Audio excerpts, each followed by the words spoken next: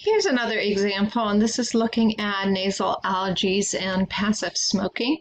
So we have over here 65% of teens from heavy smoking families had indication of nasal allergies, and we're looking at a random sample of 400 people, and 285 of them had nasal allergies.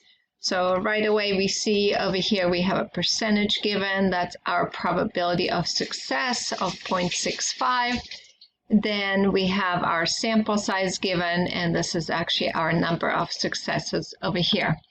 So what is the distribution of the random variable x, describing the number of American teenagers who have nasal allergies? So whenever we see an n and a p, we're going to say, hey, is it binomial? And we go through the bins. B meaning, is it binary? Are there two outcomes? Yes, success we would call as nasal allergies, and failure would be no nasal allergy. I is the independent. So again, we're taking a small sample from a large population. We're going to say that, yes, that's independent. One person is independent from another. We do have a fixed number of trials, n was 400, and our probability of success remains the same, which is 0.65. So really the independence and the probability of success goes in hand with each other. So because it is binomial, we're going to say x follows a binomial distribution, and binomial is fully described by n, which was 400, and p, which is 0.65.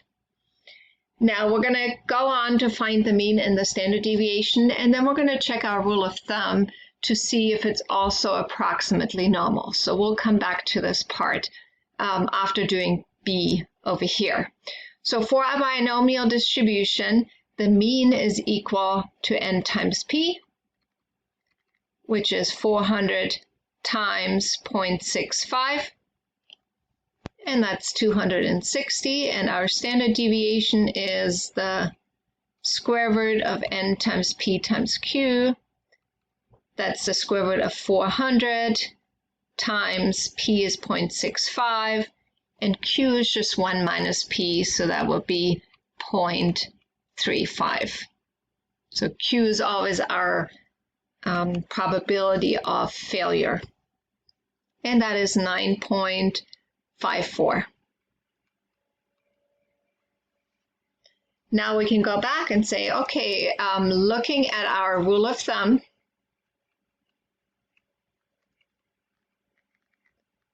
which was n times p is 260.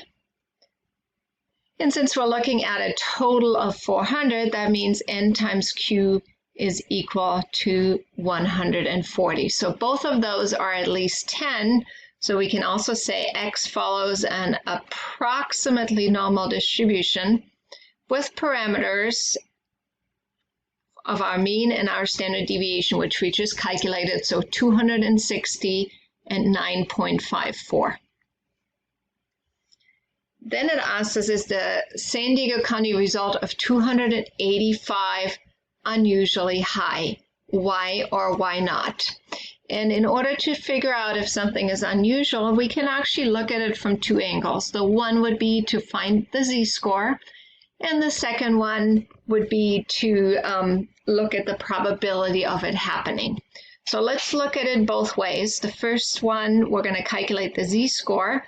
So we're going to take our value of 285. We're going to subtract from it the mean, and then we're going to divide by the standard deviation. So 285 minus 260, that's 25, divided by 9.54. And that's 2.62, which we would consider unusual because any value greater than 2 or less than -2 is considered unusual. And just kind of as a forewarning is these values are going to switch around a little bit as we're going into inferential statistic, but 2 and -2 is still going to be our guideline. Like any value greater than 2, any value less than -2 is going to be considered unusual. All right, the other thing we could do is look at the probability of it happening. So we have our mean of 260. So let's just kind of draw the approximately normal distribution. We are looking at 285. And since we look at a binomial with so many different outcomes, which is also approximately normal, we don't ever want to find just a probability of having 285, but we're always looking at having a result that extreme or more extreme. So we're actually going to look at that tail region and find that probability, and we can find that on the normal CDF, or we can use the online calculator. And so I'm just going to write down our parameters over here because our area starts at 285. We're going to go up to infinity. Our mean is 260 and our standard deviation is 9.54. And we'll switch over to StatCrunch. We have our standard calculator over here. We're putting in a mean of 260, and our standard deviation of 9.56. We're looking at a value greater than or equal to 285, and we end up with a very, very small probability of 0.0045.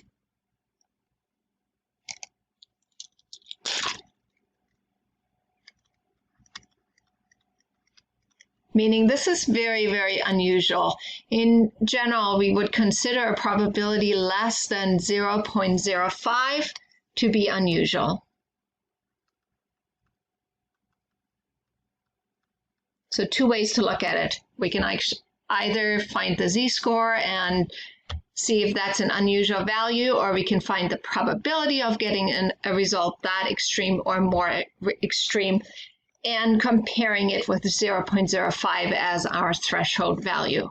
So just like I said, the unusual values switch around a little bit. The same thing with the value we're comparing it with. That will vary later on as we're looking into inferential statistic. But for now, 0.05 is our guideline.